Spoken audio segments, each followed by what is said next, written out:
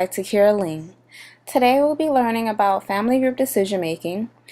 We will go through the history of family group decision making, what is family group decision making, their goals, philosophies, and core elements, treatment, a short video demonstration of the treatment, assessment of the program, where family group decision making is being implemented, and opinions on family group decision making from professionals and consumers. Family group decision-making was originated in New Zealand in 1989 within the Children, Young Persons, and Their Families Act. It is also known as family group conferencing. Since this time, family group decision-making has spread to other parts of the world and child welfare systems in Europe, Australia, Canada, and the United States, where they are increasingly including family group decision-making in their child protection practices.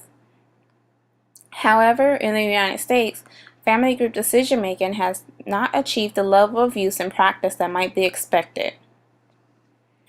In 1996, American Humane conducted a survey of communities in the U.S. currently engaged in the implementation of family group decision-making and uncovered approximately 6 communities engaged in this work. American Humane establishes the National Center on Family Group Decision-Making with the mission to build community capacity to implement high-quality, effective family group decision-making processes that are congruent with the central values and beliefs of this approach. In 2005, American Humane has provided training and technical assistance in more than 35 states and the District of Columbia.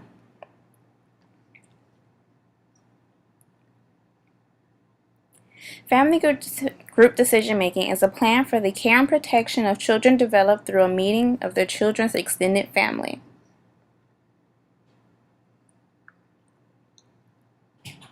The family decision-making goals are recognition and respect for families, their communities, and their cultures, increased support including mobilizing extended family and community resources, increase family, community, and agency collaboration in child welfare decision-making and service provision, the inclusion of children in the process, and empowerment of families to form their own plans that protect their children. Family decision-making philosophies are: families have a responsibility to provide for the care and protection of their children. Family has the most complete information about themselves to make decisions. Children have the right to safety, knowledge of their heritage, and a voice in the decisions. Child safety plans are most effective when developed out of the strengths of their culture and community. Long-term protection and welfare of children are best served through collaboration between families, communities, and agency supports. The core elements of family group decision-making are critical to supporting the practice in family group decision-making. These core elements are: an independent, non-case carrying coordinator is responsible for convening the family group meeting with agency personnel. When a critical decision about a child is required, dialogue occurs between the family group and the responsible child protection agency personnel. Providing an independent coordinator who is charged with creating an environment in which transparent, honest, and respectful dialogue occurs between agency personnel and family groups, signifying an agency's commitment to empowering and non-oppressive practice. The Child Protection Agency personnel recognize the family group as their key decision-making partner, and time and resources are available to convene this group. Providing the time and resources to seek out family group members and prepare them for their role in the decision-making process signifies an agency's acceptance of the importance of family groups in formulating safety and care plans. Family groups have the opportunity to meet on their own without the statutory authorities and other non-family members present, to work through the information they have been given and to formulate their responses and plans. Providing family groups with time to meet on their own enables them to apply their knowledge and expertise in a familiar setting, and to do so in ways that are consistent with their ethnic and cultural decision-making practices. Acknowledging the importance of this time and taking active steps to encourage family groups to plan in this way signifies an agency's acceptance of its own limitations, as well as its commitment to ensuring that the best possible decisions and plans are made. When an agency concerns are adequately addressed, preference is given to a family's group's plan over any other possible plan. In accepting the family's group lead, an agency signifies its confidence in and its commitment to partnering and supporting family groups in caring for and protecting their children, and to building the family group's capacity to do so. Follow-up processes after a family group decision-making meeting occurs until the intended outcomes are achieved, to ensure that the plan continues to be relevant, current, and achievable, because family group decision-making is not a one-time event but an ongoing, active process. Follow-up efforts include, but are not limited to, ongoing family group-driven follow-up meetings that are scheduled to accommodate the family group's needs and availability, focused on progress, achievement, unresolved issues or concerns, new information, and additional resources, resulting in the plan being updated and revised as needed, and frequent proactive communication between system and family group representatives to support the successful implementation of the plan. Referring agencies support family groups by providing the services and resources necessary to implement the agreed upon plans. In assisting family groups in implementing their plans, agencies uphold the families groups' responsibility for the care and protection of their children, and contribute by aligning the agency and the community resources to support the families group's efforts. The problem being addressed in family group decision making is that the families are not on the same page when it comes to the well-being of their children. There is a communication barrier when it comes to family members and service providers. Is social workers concerned? Yes, they're concerned for the child's safety and well-being, the family support, and the best interests of the child. Society is also concerned because children are separated from their communities, culture, friends, and their families.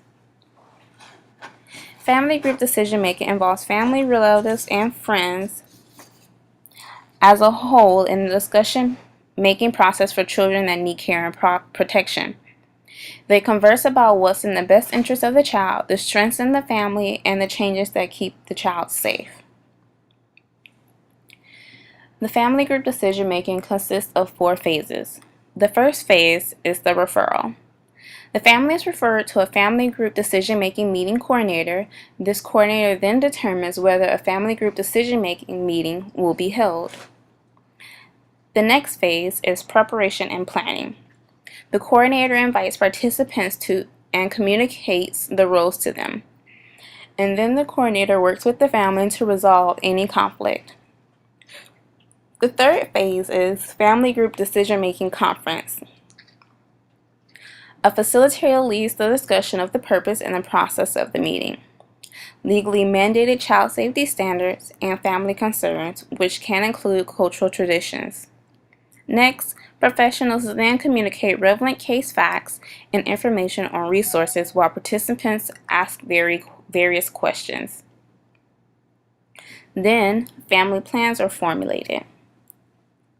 The family can come up with these plans in private or in conjunction with agency and community members. Finally, the plan must be finalized and all parties must agree on said family plan. The facilitator works to ensure that the concerns for child safety and adequate services are provided. The last phase is follow-up planning and events.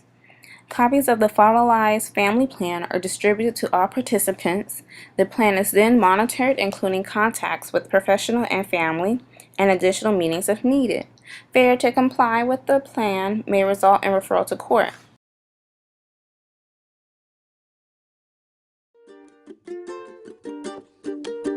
Hi, I'm Mina, and I'm 12. My mom and dad are divorced. They argue over everything, and especially about me. Dad has got a new family now, and never has time for me. Not even to take me to football practice. And I have to sleep on the couch because I don't have my own room. So Mom is very mad at Dad, and they always fight when they meet up. Even though I like it best at Mom's place, I have to stay at Dad's when she is ill. Her sickness makes her mood go very up and down, and sometimes she even has to go to hospital.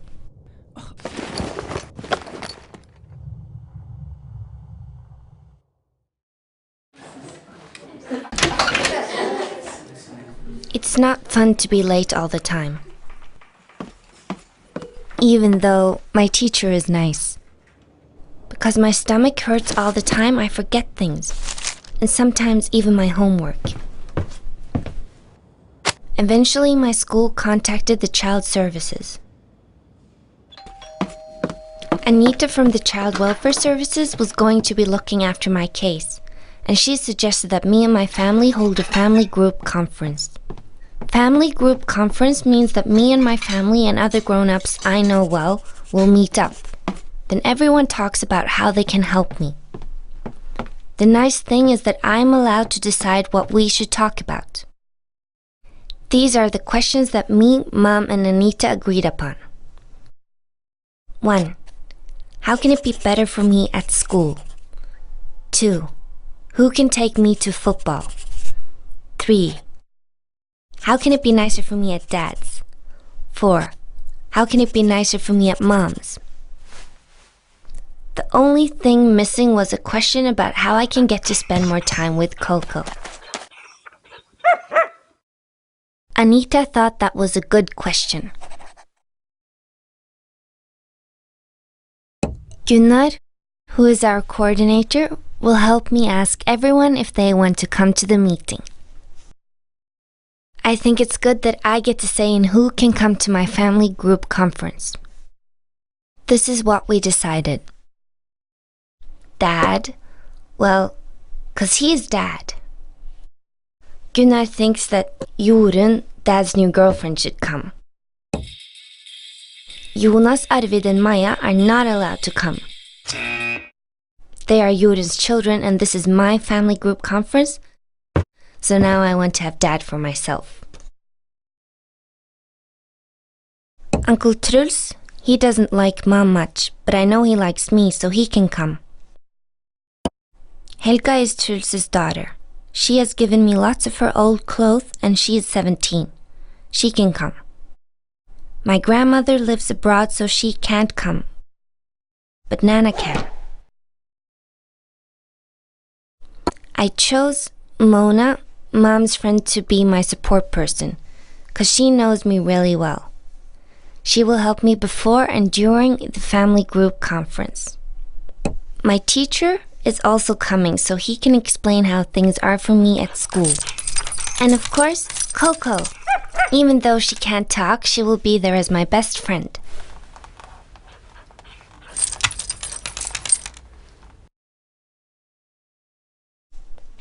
I am a bit nervous about the family group conference. What if everyone argues and no one wants to come? I had butterflies in my stomach the day of the family group conference. It was strange to sit there, but it was nice that so many turned up.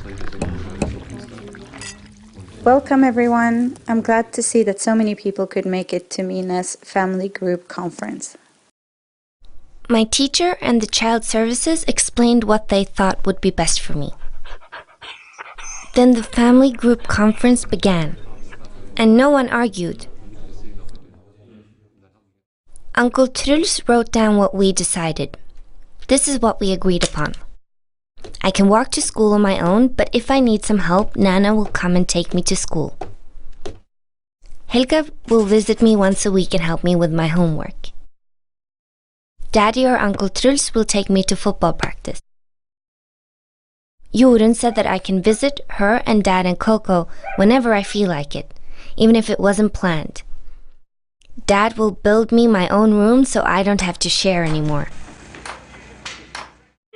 If Mom is ill or has to go to hospital, I will stay with Dad. Mom will let Dad know if she is ill.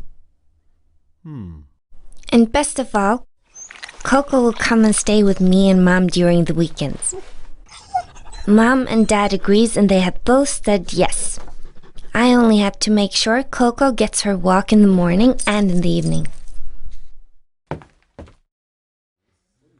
We are going to have another family group conference soon. And before that, there will be meetings with the Child Welfare Services. I can go along if I want to. The family group conference was actually quite nice. Coco thought so too. Things are much better at school now that Mom and Dad don't have so much to argue about. And I can be with Coco as much as I want.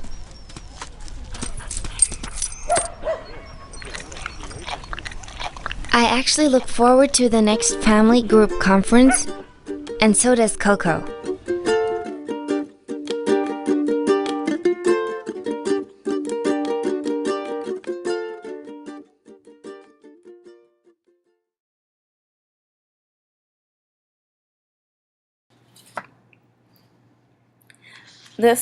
The program is valuable or effective in the prevention of child abuse and neglect in the treatment of victims and their families.